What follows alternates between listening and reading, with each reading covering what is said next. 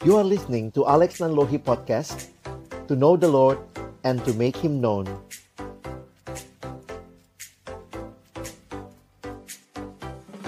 Mari sama-sama sebelum kita membaca merenungkan firman Tuhan, kita berdoa. Bapa di dalam surga, terima kasih buat kesempatan kami memuji, memuliakan nama-Mu. Dan tiba waktunya bagi kami untuk membuka firman-Mu ya Tuhan. Kami mohon ketika kami membuka firman-Mu, bukalah juga hati kami.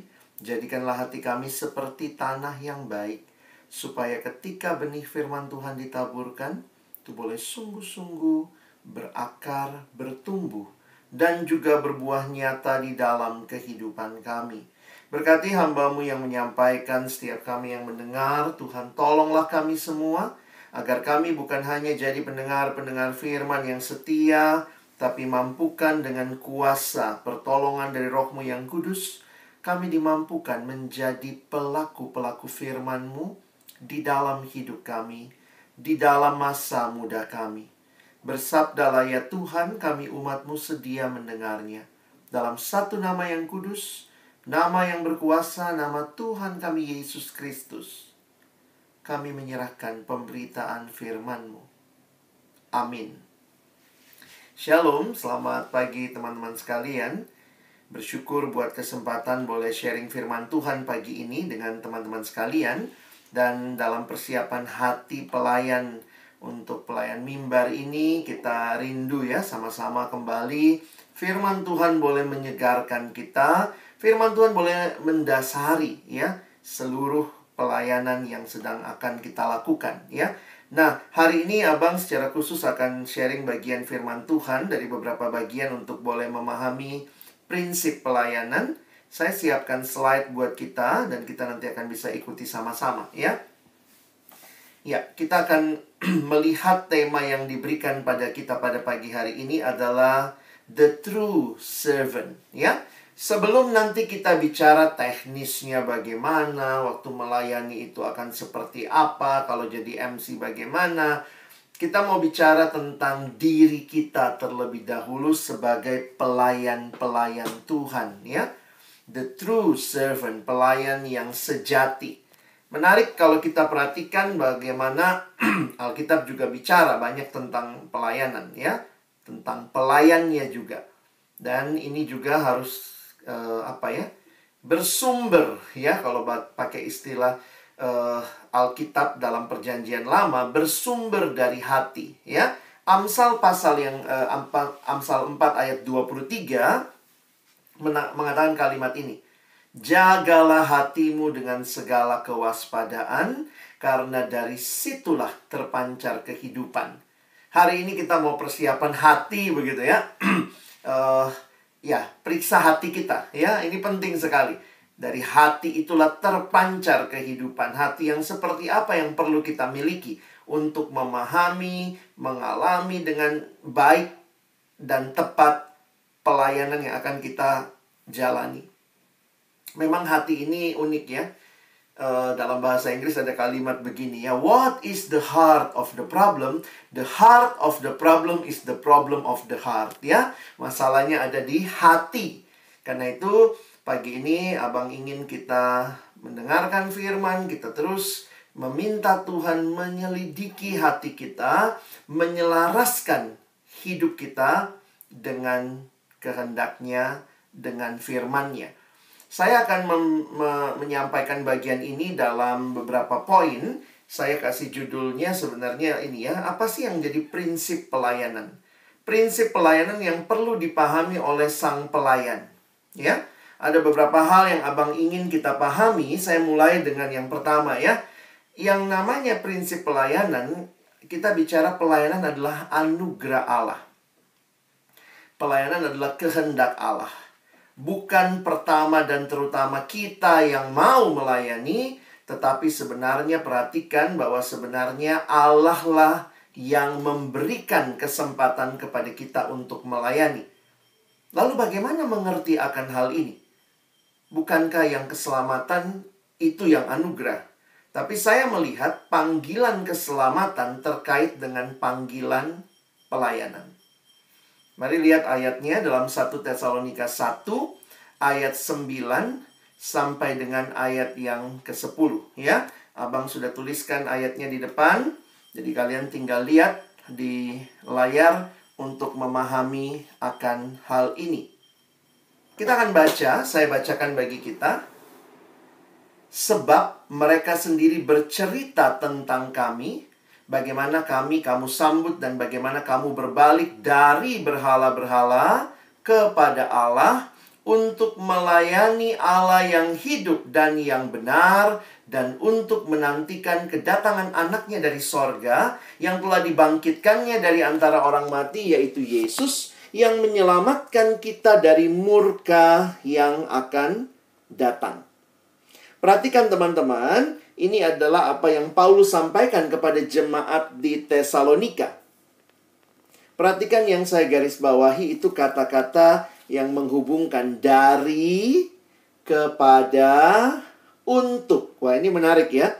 Dikatakan yang membawa kamu berbalik dari berhala. Dulu hidupnya menyembah berhala. Sekarang kemudian kamu berbalik kepada Allah. Dan tujuannya jelas dinyatakan untuk melayani Allah yang hidup dan benar. Teman-teman perhatikan sebentar, apa sih sebenarnya yang dibicarakan di sini? Di dalam Alkitab sebenarnya ada dua konsep besar yang ada di Alkitab Perjanjian Lama dan Perjanjian Baru. Coba abang angkat buat kita. Yang pertama itu adalah konsep penciptaan. Di Perjanjian Lama kuat sekali konsep penciptaan, di mana dikatakan Allah pencipta, lalu ada ciptaan. Kita manusia adalah ciptaannya Allah. Menarik sekali untuk memperhatikan, kalau Allah dikatakan pencipta, maka sebenarnya begini. Pertama kali, misalnya, abang jadi pencipta ya. Pertama kali misalnya saya menciptakan sebuah benda. Saya ciptakan HP saya misalnya ya. Maka pertanyaannya begini. Ketika pertama kali HP itu dicipta oleh saya, siapa yang punya HP itu?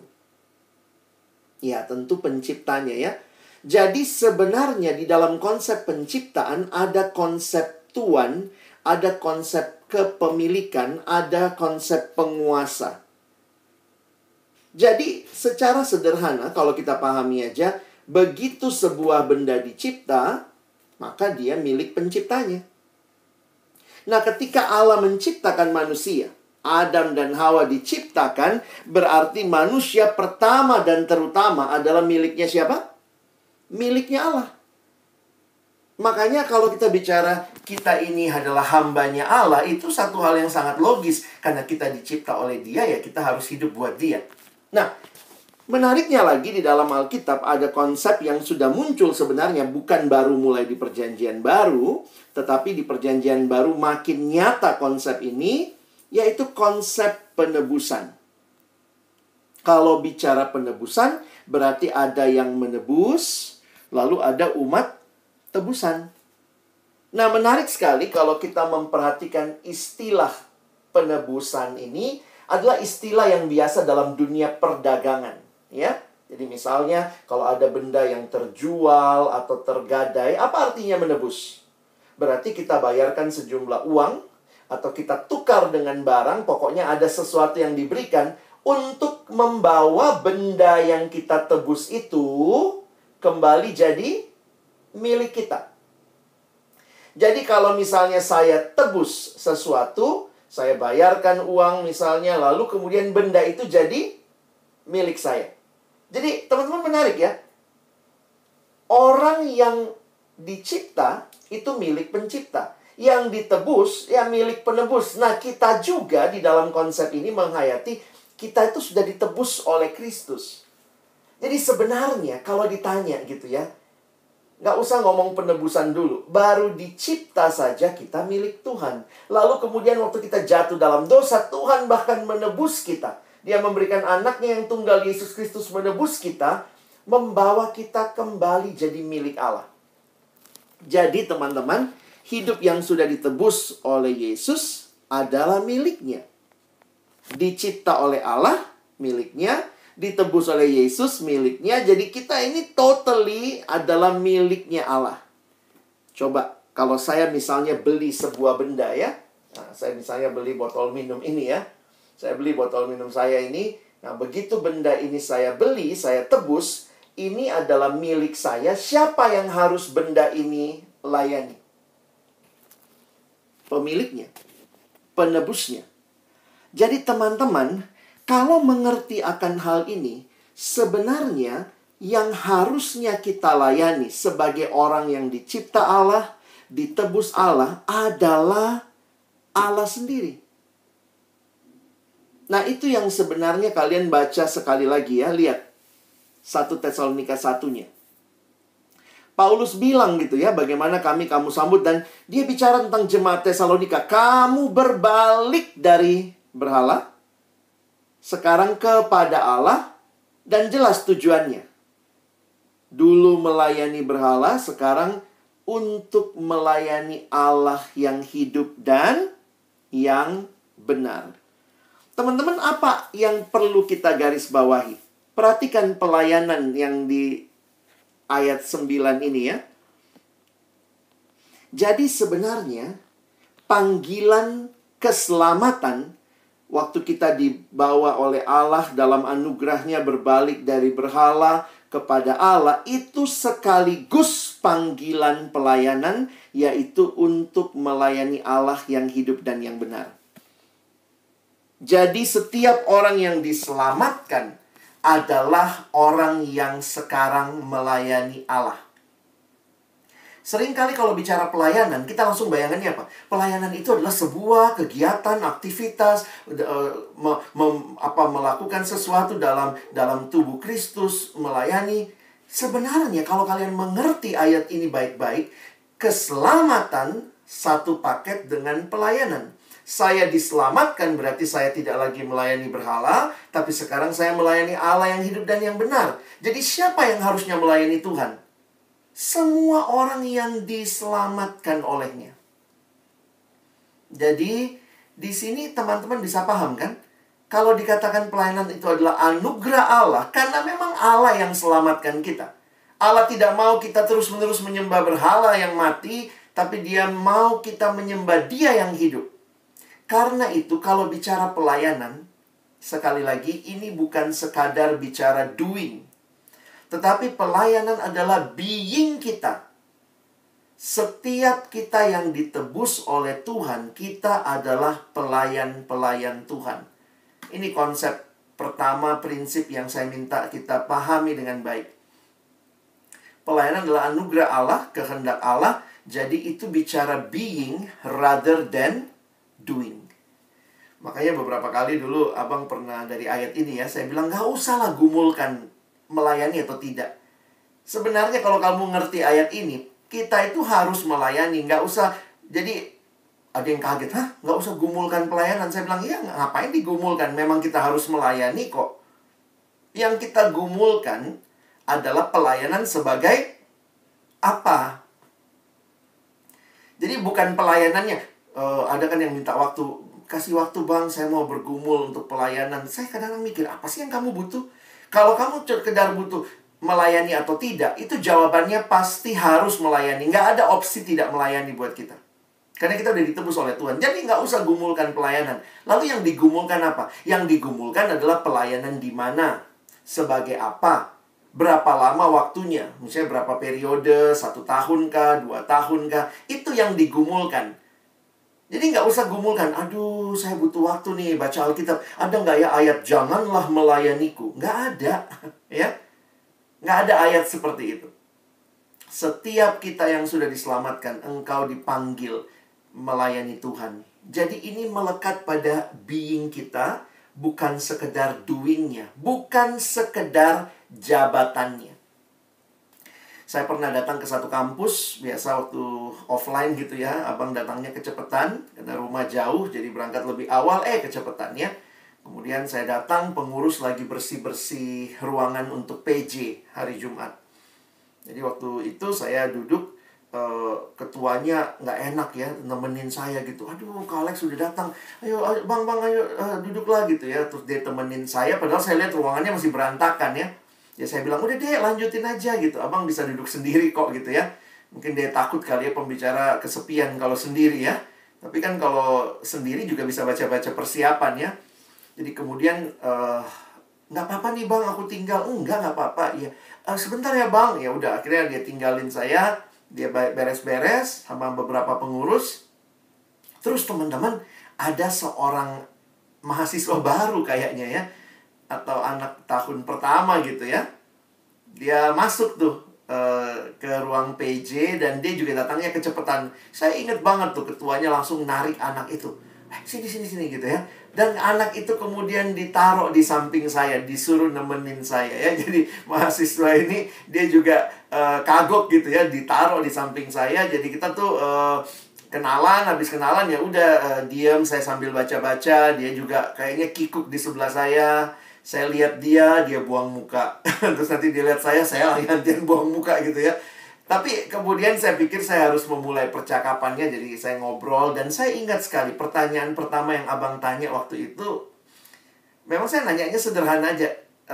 Kamu di sini pelayanannya apa ya? Jadi waktu saya tanya pelayanannya apa, saya ingat banget tuh responnya dia langsung gini. Oh, saya bukan pengurus bang, saya bukan pengurus gitu ya. Iya ya, kadang-kadang kita kalau ditanya pelayanannya apa, memang kita langsung bayangannya adalah apa yang saya kerjakan, struktur saya seperti apa. Tapi kalau kita baca ayat ini, semua kita adalah pelayan Tuhan. Jadi teman-teman harap pahami ya, kita itu seumur hidup. Kamu mungkin mantan pengurus, kamu mungkin mantan MC gitu ya. Tapi seumur hidup buat kita orang percaya, kamu belum pernah jadi mantan pelayan. Oke? Seumur hidup kamu belum pernah jadi mantan pelayan kalau kamu adalah orang yang sudah diselamatkan. Kamu mungkin mantan pengurus, tapi mantan pelayan emangnya udah mati gitu ya.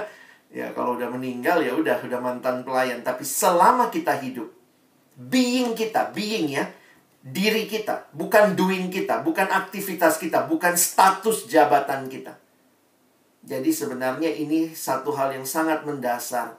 Engkau dan saya adalah pelayan Tuhan karena anugerah keselamatan yang kita alami. Nikmati itu, ya.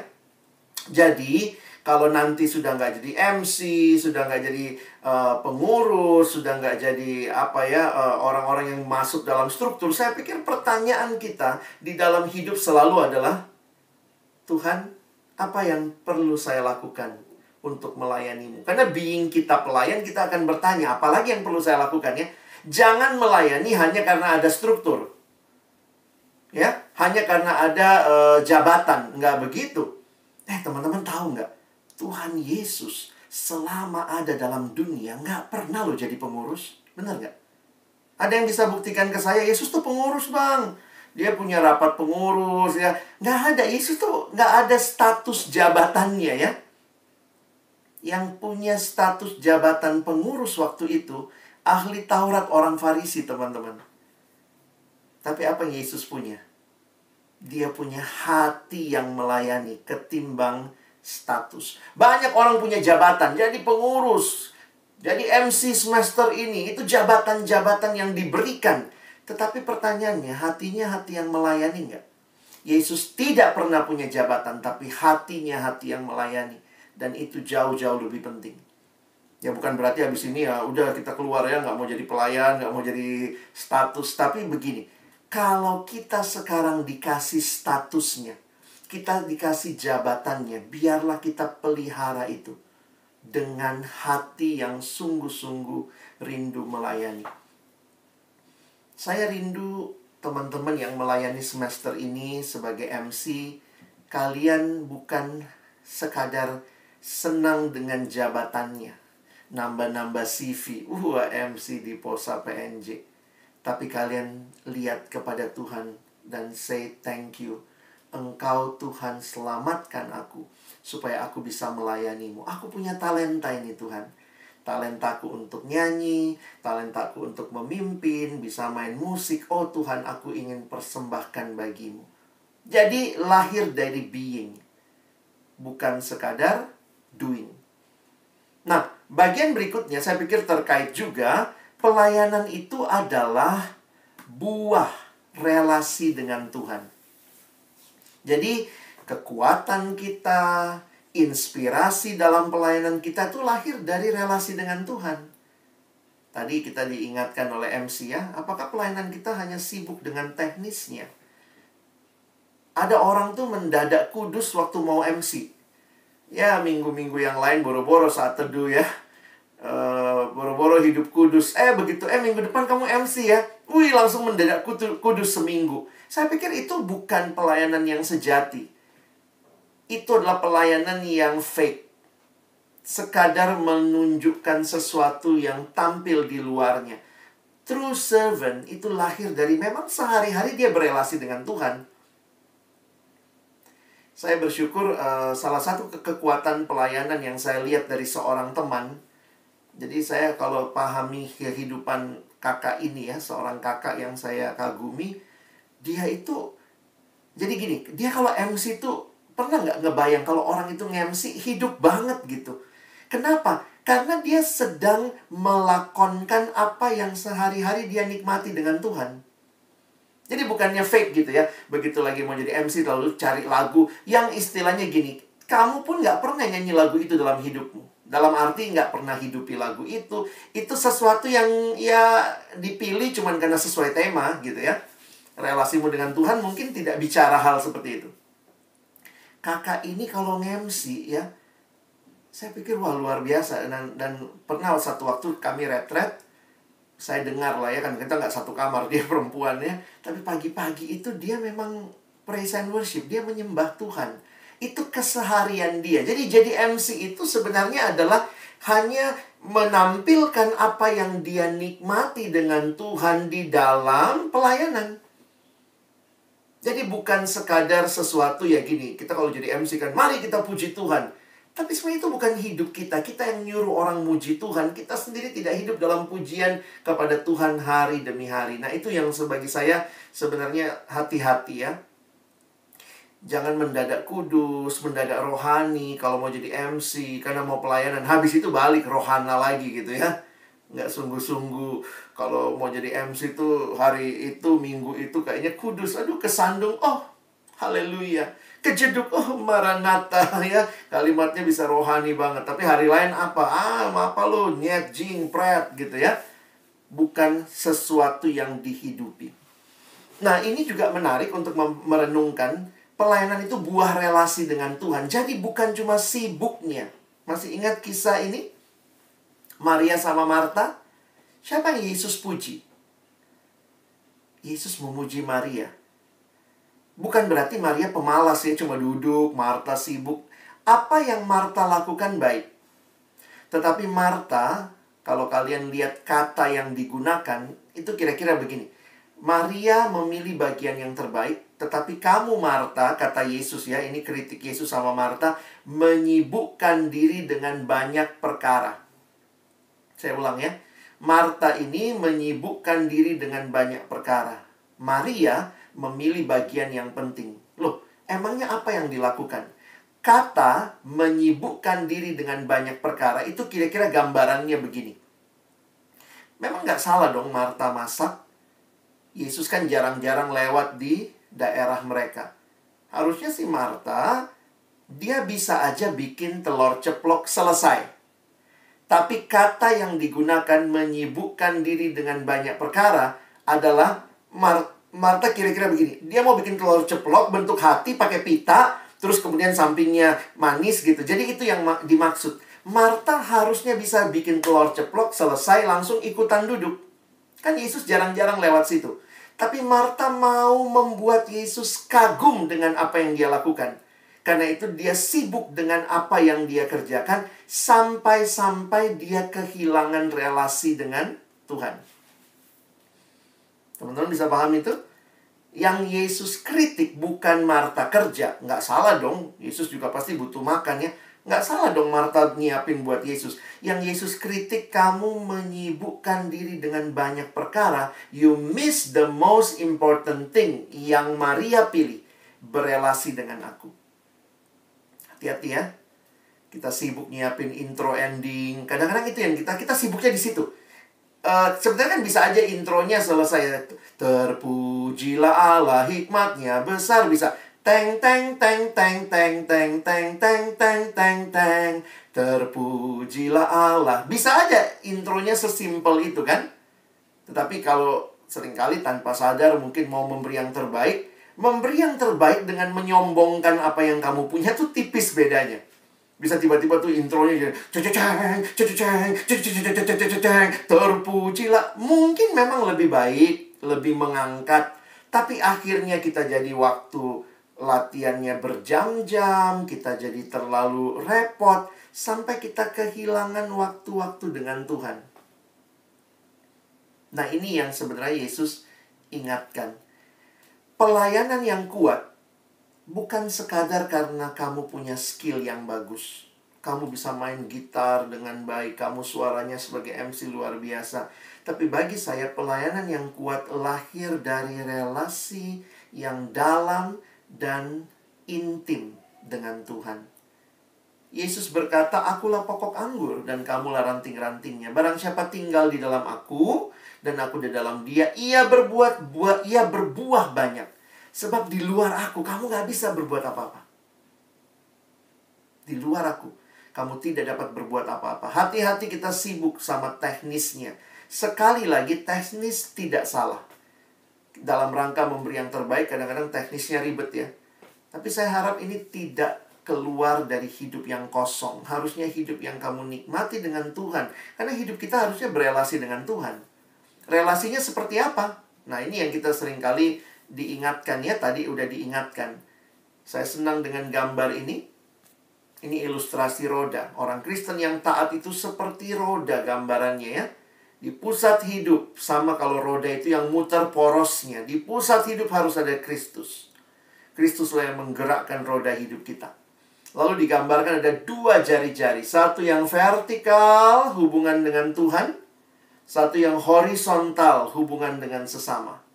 Saya bicara sama Tuhan, namanya doa. Tuhan bicara sama saya melalui firman.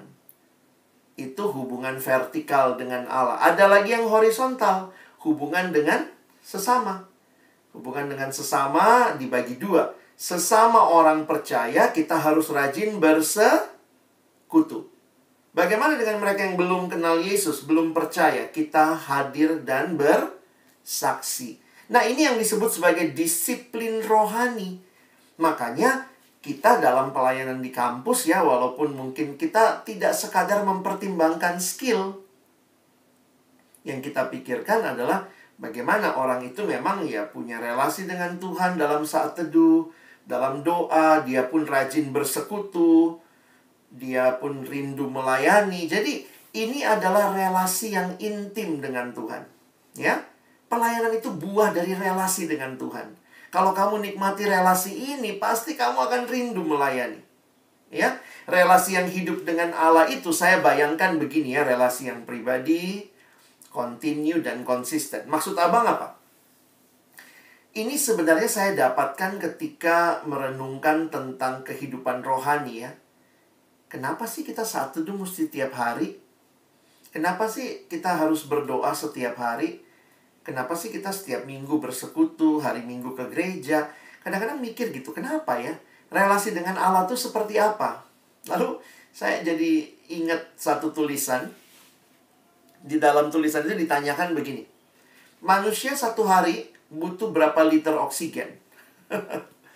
Ini unik juga nanyanya oksigen. Hai para pengguna oksigen, satu hari kamu pakai oksigen berapa banyak? Cuman taunya pakai doang gitu ya. Menariknya, dalam buku itu dikatakan manusia dengan pekerjaan normal, maksudnya bukan pekerjaan yang ngos-ngosan kayak tukang becak mungkin lebih ya. Pekerjaan yang normal, satu hari kamu butuh kira-kira 200 liter oksigen. Menariknya teman-teman, rongga paru-paru kita orang dewasa itu bisa menampung sampai 5 liter oksigen. Tapi kalau kalian perhatikan, kalau kita bernafas, kan nggak ada yang waktu bernafas pakai kapasitas 5 liter ya. Paling berapa cc gitu. Tarik, lepas gitu ya. Nah, kemudian ditanyakan lebih jauh. bagaimana pola penggunaan oksigen itu dalam kita bernafas. Kita butuh 200 liter, paru-paru kita cuma 5 liter. Apakah pagi-pagi kamu bangun lalu kamu hirup udara gitu ya sampai 5 liter? Terus gimana sisanya? Pakai power bank? Enggak ya? Pola relasi dengan Allah itu tercermin juga dari pola relasi di dalam kita bernapas. Coba kalian bayangkan ya. Bernapas itu sifatnya pribadi. Ada yang napasnya diwakilkan temannya? Nggak ada lah ya. Kita bilang, oh iya bang, dia separuh nafasku. Nggak ada, napas tuh sendiri-sendiri. Lalu yang kedua, continue, terus menerus, konsisten. Konsisten itu tetap. Tarik, lepas. Tarik, lepas. Menarik juga loh teman-teman ya. Kehidupan rohani digambarkan seperti kehidupan kita, yang mana kalau kita napas itu butuhnya pribadi, continue, konsisten. Nggak ada kan yang sekali napas buat 3 tahun. Nggak ada. Jadi kalau ditanya, kenapa kita mesti punya relasi dengan Tuhan terus-menerus? Ya ini, karena relasi dengan Tuhan itu bukan seperti saya belajar sesuatu, oke, sudah tamat modulnya, ijazah, wisuda. Enggak. Dalam relasi dengan Allah ini mata kuliah yang nggak pernah ada wisudanya. Terus menerus. Mirip kan kayak makan. Makan juga begitu. Ada nggak yang makan sekali buat 2 minggu? Enggak. Makan itu pribadi. Ya. Nggak ada kan makan mewakili temannya. Itu rakus itu. Pribadi. Continue terus menerus. Dan konsisten tiap hari. Ada sarapan. Ada makan siang. Jadi waktu saya mempelajari pantas ya. Katanya hidup rohani, doa itu nafas hidup rohani. Wah, doa itu nafas hidup. Jadi terus-menerus, tarik, lepas, tarik, lepas. Firman Tuhan itu makaroni, makanan rohani. Yang kamu baca, kamu renungkan setiap hari. Itulah disiplin rohani. Nah, saya harap kita serius dengan kehidupan rohani kita. Apalagi kita akan jadi pelayan yang akan memimpin orang di dalam ibadah di mana kita rindukan dia berjumpa dengan Allah. Tapi kita sendiri gimana? Kita mengalami nggak relasi itu dengan Tuhan? Makanya disiplin rohani itu mentransformasi hidup kita. Bukan hanya sekadar menambah pengetahuan kita. Karena melalui disiplin rohani Allah sedang mengubahkan kita semakin serupa dengan anaknya. Jadi ingat ya, teman-teman, pelayanan itu anugerah Allah. Dan itu adalah buah dari relasi kita terus-menerus dengan Tuhan. Sekali lagi, biarlah ini jadi kehidupanmu. Yang ketiga, pelayanan itu dimotivasi oleh kasih. Nah, ayat yang terkenal sebenarnya 1 Korintus 13 itu tentang kasih. Sebenarnya kalau kalian mengerti konteks ayat ini, Rasul Paulus lagi menegur jemaat Korintus yang kaya akan karunia. Ada yang bisa bahasa roh, ada yang bisa bernubuat, ada yang bisa karunia menyembuhkan, ada yang punya karunia pelayanan. Jadi di tengah-tengah karunia yang banyak yang Tuhan kasih, jadi jangan lupa, untuk kita melayani, Tuhan kasih karunia. Tapi jemaat Korintus miss the point. Apa yang mereka lakukan dengan karunia yang mereka punya? Mereka sombong-sombongan. Aku dong bisa nubuat. Aku dong bisa bahasa roh. Sampai Paulus harus cerita 1 Korintus 12. Ingat loh, kita satu tubuh. Jadi ini saya pikir juga salah satu masalah dalam pelayanan. Kita punya karunia. Dari mana karunianya? Dari Tuhan. Terus kita pakai untuk apa? Kalau kamu pakai itu untuk sekadar membanggakan diri, hebat kan? Main gitarku lebih bagus dari semua gitaris yang ada di PNJ. Hebat kalau saya MC, suara saya memang paling bagus dibanding semua yang ada. Kalau itu yang terjadi, we miss the point. Karena pelayan itu harus dimotivasi oleh kasih. Nah, perhatikan, ini kalimatnya Paulus ya. Sebenarnya agak sarkas juga ya, kalau kalian menghayati itu. Paulus nyindirnya luar biasa. Ini cara menyindir yang bagus ya. Dia tidak bilang kamu, tapi dia pakai pengandaian aku. Ya, lihat ayat pertama. Dia bilang gini, sekalipun aku dapat berkata-kata dengan semua bahasa manusia. Wih, hebat banget. Semua bahasa manusia dan bahasa malaikat. Tetapi jika aku tidak mempunyai kasih, aku sama dengan gong yang berkumandang dan canang yang gemerincing. Yang bunyi doang, gak ada artinya. Ayat 2. Sekalipun aku mempunyai karunia untuk bernubuat, dan aku mengetahui segala rahasia dan memiliki seluruh pengetahuan, dan sekalipun aku memiliki iman yang sempurna untuk memindahkan gunung. Wih, kalau ada orang bisa pelayanan dengan karunia ini ya, memindahkan gunung, wow, pasti dia hebat banget. Tapi Paulus bilang, tetapi jika aku tidak mempunyai kasih, aku sama sekali nggak berguna. Ayat 3. Ini pelayan luar biasa ya, lihat gambarannya. Dan sekalipun aku membagi-bagikan segala sesuatu yang ada padaku, bahkan menyerahkan tubuhku untuk dibakar. Wih, sampai mati loh.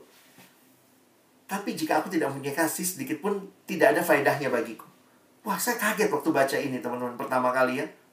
Jadi berarti, coba kalau abang balik ya logikanya Paulus. Bisa nggak kita pelayanan habis-habisan sampai mati, tapi ternyata nggak ada faedahnya? Oh, bisa banget. Kalau semua itu tujuannya bukan untuk kasih. Kasih itu apa sih bang? Sebenarnya bahasa Indonesia katanya paling gampang menjelaskan kasih. Perhatikan ya. Apa itu kasih? Dari semua bahasa di dunia, bahasa Indonesia itu paling gampang menjelaskan kasih. Kasih, ya kasih. Ya. Apa itu kasih? Kasih, ya kasih. Love is giving. Ya. Love is not taking. Kalau love itu taking, that is not love. That is rampoking. You know? Itu namanya rampok. Jadi lihat, Tuhan mau kita apa? Kamu punya karunia. Kamu punya suara bagus, kamu punya suara lantang, kamu punya kemampuan main musik. Pakailah itu untuk kasih, gitu ya. Kasih kepada Allah, pakai untuk kemuliaan Allah, kasih untuk membangun jemaat, bukan untuk dirimu. Kalau kamu jadi MC supaya kamu makin dipuji, puji diri, pujilah aku. Lihat kan hebat aku, nggak ada gunanya. Bahkan kamu berkorban, bahkan namamu tercatat. Pernah meninggal dunia seorang gitaris dalam latihan luar biasa di Posa PNJ. Meninggal dia saking kecapean. Tapi apa tujuannya? Nah, ini masalah motivasi kan. Kita mungkin bisa bilang, wah dia matinya karena melayani Tuhan. Sampai di surga Tuhan bilang, kamu kan mau mati-matian supaya dipuji orang. Bukan untuk mengasihi aku. Bukan untuk melayani jemaat. Kamu maunya dipuji. Jadi kalau kita pun bahkan menyerahkan segalanya demi kita dipuji, Tuhan mengatakan lewat Paulus, nggak ada gunanya. Pelayanan itu bukan untuk dapat sesuatu, teman-teman. Ingat, ini kutipan abang ya, silakan dibuat di quotes yang indah. Pelayanan itu bukan untuk dapat sesuatu. Pelayanan itu untuk memberi sesuatu. Atau bahkan memberi segalanya. The best yang kita miliki. Banyak orang berpikir lewat pelayanan dia dapat pujian. Bukan berarti tidak ada pujian. Tetapi kalau kamu motivasinya benar, maka ketika dapat pujian, kamu nggak... Ada orang kalau habis pelayanan senangnya evaluasi ya. Karena di evaluasi itu dia senangnya puji aku terus dong, puji aku. Luar biasa, puji lagi. Aduh, puji diri, haleluya. Enggak. Tuhan mau kita belajar ya. Seorang teman bilang, belajar terima pujian. Ya. Kalau kamu tidak tepat menerima pujian, bisa begini kan? Kalau kamu berhasil, bilangnya apa? Kalau orang puji kamu, tadi bagus ya MC-nya. Bilangnya harusnya, puji Tuhan, haleluya. Terima kasih, puji Tuhan. Ada MC-MC sok rohani. Bagus kamu tadi MC-nya. Oh, itu bukan saya. Hah, terus siapa tadi? Saya lihatnya kamu kok. Oh, itu bukan saya, itu Tuhan. Teman saya bilang kalimat seperti itu sangat klise. Orang yang bilang, itu bukan saya, itu Tuhan. Dia lagi mau bilang apa? Kalau tadi juga jelek, itu bukan saya, itu Tuhan. Tapi orang yang belajar menerima pujian akan berkata, waktu dipuji, terima kasih. Pujilah Tuhan. yang memberikan karunia itu bagi saya. Ingat ya, true love is about giving everything and expecting nothing. Kalau kamu pelayanan di Posa PNJ supaya dipuji orang gitu ya, supaya kamu dapat pujian, teman-teman, di persiapan hati ini abang mau bilang, kalian salah masuk pelayanan. Bukan di sini untuk dapat pujian. Kalaupun kalian dipuji, ingatlah, all the glory must be to the Lord. Dan kalau kamu punya kasih, kamu akan rela memberikan segalanya. Makanya kalimat ini menarik. You can give without loving, but you cannot love without giving. Maksudnya gimana? Orang tuh kalau udah mengasihi, pasti rindu memberi. Tapi sebaliknya, orang bisa memberi tanpa kasih. Contohnya gimana? Ini kalau lagi offline ya. Kita lagi naik mobil, misalnya kamu lagi naik mobil sama keluarga, berhenti di lampu merah. Biasanya di Jakarta, di lampu merah tuh banyak pengemis ya. Tiba-tiba ada yang pengamen lah, pengemis datang di samping kaca mobil kita. Biasanya apa yang kita lakukan? Buka kacanya. Bukanya gede-gede? Enggak, kecil aja. Ambil uang receh yang sudah disiapin, kasih ke pengemisnya. Kadang-kadang pertanyaan saya begini, apa tujuan kita kasih uang receh itu ya? Love? Oh, saya mengasihimu? Mungkin juga iya ya, kita peduli, kasihan ya. Tapi banyak kali yang kita berikan, kenapa? Aku serem lihat kamu, ini ambil duit ini, pergi jauh-jauh dari mobil saya. You can give without loving. Kita bisa pelayanan. 1 semester ini, kita pelayan-pelayan di Posa PNJ. Kamu bisa melayani. Tapi apakah lahir dari kasih? Karena ingin memberikan yang terbaik kepada Allah dan sesama. Dan karena itu, ini bagian terakhir yang abang mau singgung. Teman-teman harus ingat, untuk itu ada harga yang harus dibayar. Nah, teman-teman harus kasih waktu. Orang lagi libur kayak begini, kita training sampai sore lagi ya. Nanti kemudian pas mau jadi MC-nya ada persiapan, kuotanya harus bagi sama kuliah. Lalu kemudian kita zoom-zooman lagi. Kita mesti persiapan, ditanya gimana lagu apa yang dipilih, kita mesti cari, kita mesti kalau main gitar mesti cari kuncinya segala macam. Teman-teman, ya kita dipanggil juga untuk memberikan yang terbaik, ada harga yang harus dibayar. Siapa teladan kita? Di Markus 10, abang ajak langsung baca ayat 45-nya ya. Di Markus 10 ayat 45, perhatikan kalimat ini. Yesus berkata, karena anak manusia juga datang bukan untuk dilayani, melainkan untuk melayani dan untuk memberikan nyawanya. Apa yang terbaik yang manusia miliki? Nyawa. Dan itu yang Yesus mau katakan. Aku datang bukan untuk dilayani, tapi untuk melayani. Dan dalam melayani itu dia memberikan yang terbaik, yaitu nyawanya. Menjadi tebusan bagi banyak orang. Mungkin sih Tuhan belum minta nyawa ya, masa pelayanan langsung minta nyawa, enggak juga ya. Ada kadang-kadang mungkin Tuhan lagi minta waktumu. Mau nggak beri waktu lebih panjang? Lagi sambil kuliah, sambil persiapan mesti MC, memberi waktu, memberi uangmu. Mungkin kamu perlu beli data untuk kuota. Mungkin yang Tuhan minta adalah pengorbananmu dalam sisi-sisi yang lain. Pelayanan itu juga kadang-kadang ada korban perasaan ya. Karena kan nggak semua orang juga satu ide sama kita. Kita udah pilih lagu terus dibilang jelek lagunya. Idi kagak ini ya. Kagak tahu waktu aku milihnya dalam doa dan air mata. Kadang-kadang kita bagaimana tuh korban perasaan. Tuhan Yesus ngalamin loh. Disalah mengerti keluarganya. Yesus kan sama keluarganya dibilang gila. Keluarganya bilang ini nggak waras ini. Kadang-kadang disalah mengerti. Tapi ketika kita belajar untuk fokus. Tuhan, aku ingin memberi yang terbaik kepadamu. Dan kita pun mau rela memberikan segalanya. Nah teman-teman, 4 prinsip ini yang abang tinggalkan buat kalian pikirkan. Siapkan hatimu. Pelayanan adalah kehendak Allah. Ini beingmu, bukan sekadar doing, bukan sekadar jabatan. Pelayanan adalah buah relasimu dengan Tuhan. Dan biarlah itu dimotivasi oleh kasih. Kamu terus rindu. Minta Tuhan boleh menolong kamu mengasihi orang-orang yang kau layani. jemaat Tuhan, dan karena itu juga mungkin ada harga yang harus kamu bayar. Kesannya berat banget ya. Tapi bagi saya sukacitanya juga luar biasa. Ketika engkau melayani, ingatlah, engkau melayani Raja di atas segala raja. Kalimat di dalam Injil Yohanes pasal 12, Yesus berkata, mereka yang melayani aku akan dihormati Bapa. Wih, saya kaget pertama kali baca itu ya. Bukan cuma dihormati manusia ya, tapi itu dihormati Bapa. Waktu saya menghayati itu, saya pikir Tuhan terima kasih. Banyak orang cari nama besar. Waktu saya main supaya dipuji orang, saya jadi MC supaya dipuji sama ini, dipuji sama itu. Yesus mengatakan, no, yang melayani aku, dia akan dipuji Bapa. Dihormati, istilah yang dipakai ya. Mereka yang melayani aku, dia akan dihormati Bapa. Kiranya teman-teman siapkan hatimu ya.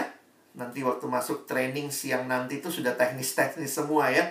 Nah, teknisnya penting, tapi harus didasari dengan hati yang benar-benar rindu melayani Tuhan. Dari hati itulah, kata Amsal tadi, terpancar kehidupan. Selamat melayani. Tuhan Yesus memberkati. Mari kita berdoa. Tuhan, terima kasih buat firman-Mu. Tolong kami di tengah-tengah kerinduan untuk memberikan seluruh hidup dan talenta kami juga melayani-Mu. Biarlah kami terus dimurnikan hati kami akan identitas kami sebagai pelayan Tuhan, akan motivasi kami yang penuh kasih, dan juga untuk rela membayar harga. Karena teladan kami, yaitu Engkau sendiri, telah rela memberikan yang terbaik dari diri-Mu, yaitu nyawa-Mu sendiri, supaya kami yang mati dalam dosa boleh hidup di dalam kebenaran. Biarlah pelayan-pelayan Tuhan di Posa PNJ semester ini adalah orang-orang yang hatinya melayani Tuhan, sehingga seluruh hal-hal yang dipercayakan mendorong mereka juga terus belajar memberi yang terbaik kepada Tuhan dan kepada sesama. Berkati apa yang akan kami lalui seharian ini sampai nanti, agar semuanya sekali lagi bagi hormat dan kemuliaan Tuhan. Dalam nama Yesus kami bersyukur untuk firman-Mu. Amin.